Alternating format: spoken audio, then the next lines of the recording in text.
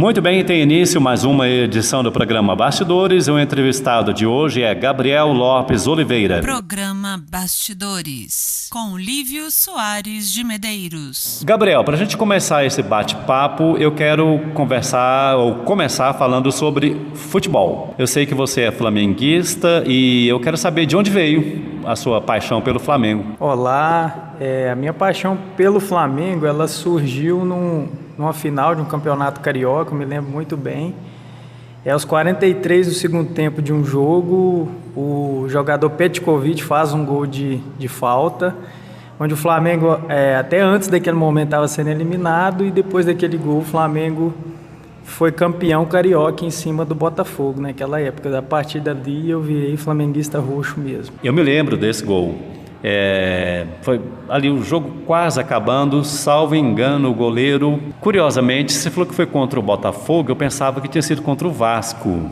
Eu acho que foi contra o Vasco, mas eu posso estar errado, até porque, salvo engano, o goleiro do Vasco, eu acho que era o Elton, que era um excelente goleiro, depois foi jogar na Europa. É isso mesmo? É isso mesmo, desculpa, é o Vasco mesmo. Eu lembro só do gol, da arte do Petkovic, e a partir dali eu me tornei flamenguista mesmo. Mas era o Elton mesmo, goleiro. Você é bem mais novo do que eu, e eu gosto demais de futebol também, você sabe disso.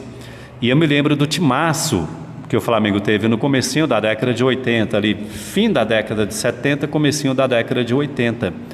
E eu me lembro daquele Flamengo que foi campeão mundial jogando contra o Liverpool, da Inglaterra.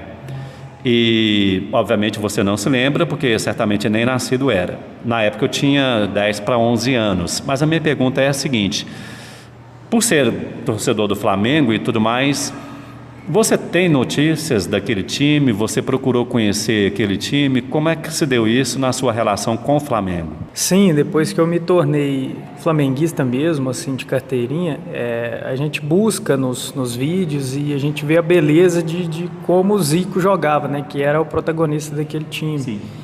Então a gente vê que a estrutura do time, que assim, a grande maioria dos torcedores do Flamengo foi, e eu acredito, por causa daquele time, né? Então, já vi lances e assim, por ser apaixonado por futebol como sou, já vi vários lances, principalmente do Zico. Se tiver a oportunidade, eu vou ficar te devendo o nome do documentário, mas eu já conferi, eu não sou flamenguista, mas gosto muito de futebol, e aquele time foi de fato inesquecível. Há um documentário sobre aquele time, e de repente até esteja disponível no YouTube, não sei te informar agora, e eles entrevistam alguns jogadores daquele time do Liverpool, que enfrentou o Flamengo naquela ocasião. E o craque deles da época, não vou me lembrar do nome dele, ele falou uma coisa muito curiosa, que é a seguinte, que eles se encontraram antes do jogo, talvez aí no saguão do hotel ou alguma coisa parecida, e os jogadores ingleses começaram a rir dos jogadores do Flamengo. E meio que considerando assim, não, aquilo ali está muito fácil, assim, ganhar daqueles caras vai ser muito fácil. E o próprio craque deles na época, hoje, né, já um senhor, ele disse que assim, no primeiro tempo já estava 3-0, o jogo terminou 3-1, mas no primeiro tempo o Flamengo já tinha feito os 3 gols e passeou no segundo tempo. Eu achei essa história muito curiosa, eu te indico, você que é flamenguista aí, independentemente de ser flamenguista e gosta de futebol, é um documentário excelente. Bom, Gabriel, mas vou te deixar falar um pouquinho aqui, né? Estou falando demais, mas é porque eu gosto muito de futebol também, e eu sei que você curte. Eu queria saber da sua trajetória antes do IFTM. Eu sei que você já havia estado aqui antes de ser um servidor concursado, você é agora devidamente concursado, mas você já havia trabalhado aqui como professor substituto. Ok, eu queria saber a sua trajetória até antes mesmo de ser um professor substituto aqui no IFTM. O que você fazia, qual é a sua formação? Comenta isso pra gente. Eu trabalhei por bastante tempo em empresas privadas, né? Durante a minha graduação de administração de empresas, que eu cursei no Unipan, eu iniciei assim as minhas atividades de logística em si na empresa Grosseries, trabalhei na Helix Sementes, já desenvolvendo esse papel de analista de logística. Depois dessa minha trajetória na Grosseries, eu tive uma oportunidade de entrar aqui para substituir a professora Jane no curso de logística. Foi em 2015, onde eu me identifiquei muito com sala de aula. Foi até um acaso do destino que que eu comecei a dar aula, mas que tornou prioridade na minha vida. Eu me apaixonei pela sala de aulas, foi um momento, um ano muito bom. Já estava terminando meu contrato aqui como professor substituto, eu consegui uma nova oportunidade na empresa Riber KWS Sementes, que tem essa nomenclatura nova, que antes era só Riber Sementes. E porque meu contrato estava acabando, enfim, fui para Riber Sementes. Mas claro que a minha cabeça sempre ficou na sala de aula, porque foi uma experiência que eu gostei muito, mas enfim, foi também mais uma experiência ótima. Eu presenciei uma fusão da empresa com uma empresa grande alemã, onde a Riber KWS se torna multinacional, ela fica 100% com a matriz na Alemanha. Enfim, aí saiu o processo seletivo para professor para o curso de logística e tinha uma vaga aqui em Patos de Minas, e aquilo foi logo meu objetivo novamente. Eu queria voltar para o IFTM e ser professor efetivo. E foi o que aconteceu. Eu participei das etapas do concurso, fiquei em terceiro lugar geral, ficou em primeiro foi a Luzerne, em segundo o Arnaldo. Fiquei esperando sempre com expectativas. Depois de quase 2 anos na Riber KWS, surgiu a oportunidade do meu retorno. Posso dizer que foi um dos dias mais felizes da minha vida. Cara, que bonito, que trajetória legal. Você comentou que a primeira experiência, né, teria sido aqui no IFTM como professor, é isso mesmo, né? Isso mesmo, a minha primeira experiência como professor foi aqui no IFTM. Agora, já havia passado em algum momento pela sua cabeça que ou a vontade de dar aula, ou já havia passado pela sua cabeça que você gostaria de dar aula ou não? Não, nunca passou pela minha cabeça, igual eu falei, foi uma necessidade profissional que eu tive na época. Inclusive, é até bacana que a Cristina, que é professora aqui, influenciou bastante nessa nova etapa da minha vida. Ela disse que surgiu um edital de professor substituto. De pronto eu disse que eu não faria, não tinha perfil para a sala de aula, e eu conversei com a minha esposa. Foi até interessante que a minha esposa insistiu, fiz o processo assim sem tanto peso, passei no processo de professor substituto, vim para Patos, e aquilo começou a se tornar uma prioridade na minha vida. Foi amor à primeira vista mesmo. Cara, que legal, que trajetória curiosa.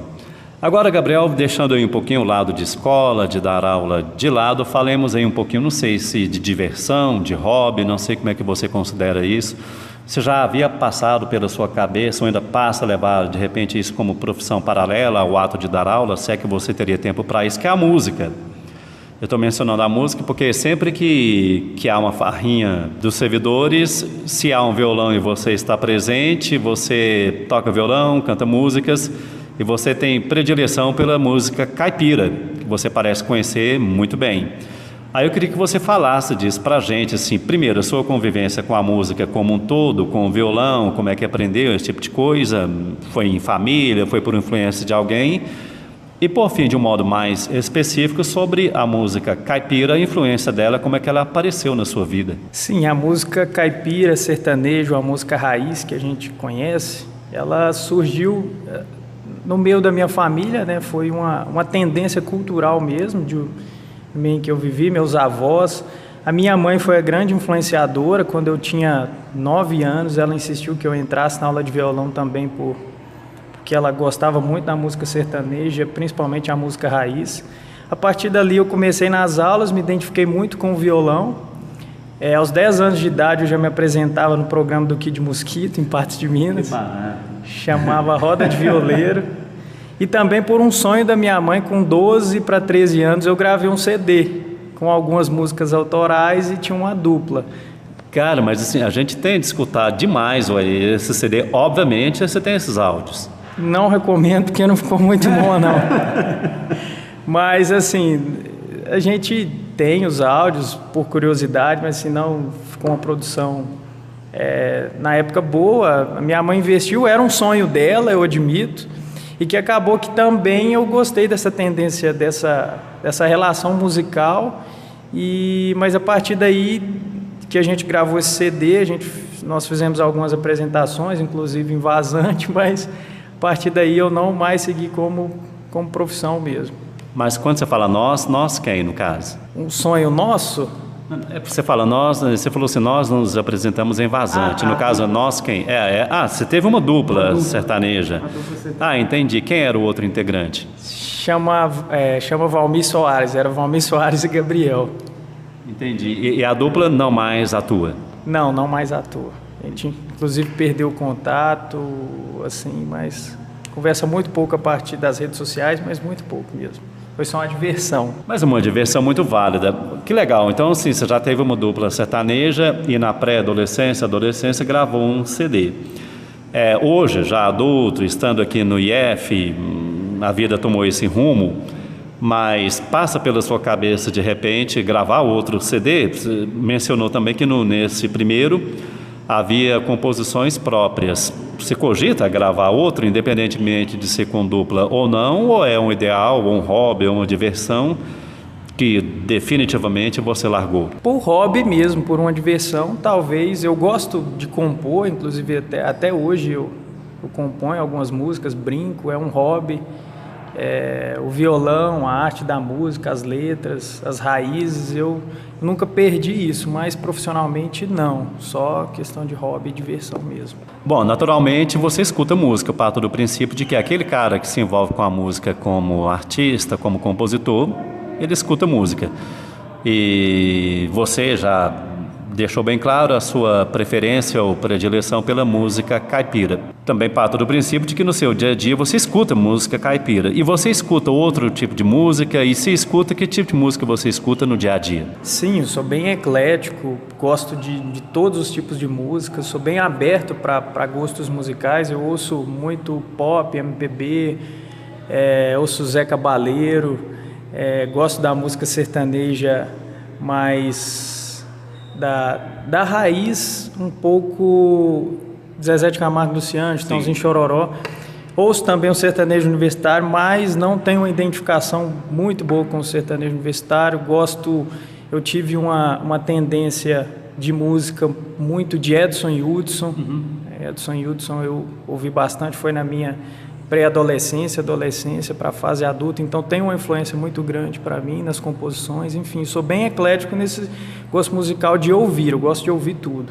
Quem é Gabriel Lopes Oliveira? Essa é uma das perguntas mais temidas de todos os colegas, mas enfim, eu consigo definir sim. Gabriel Lopes Oliveira é um sonhador, sou um cara bem família, amo as pessoas que estão à minha volta, amo a minha esposa, mãe, irmã, gosto de todos os meus familiares, faço de tudo para servi-los, né? E é isso, sou um sonhador que tenho objetivos nunca alcançados o suficiente para que eu pare de sonhar. Então é isso. Programa Bastidores, com Lívio Soares de Medeiros.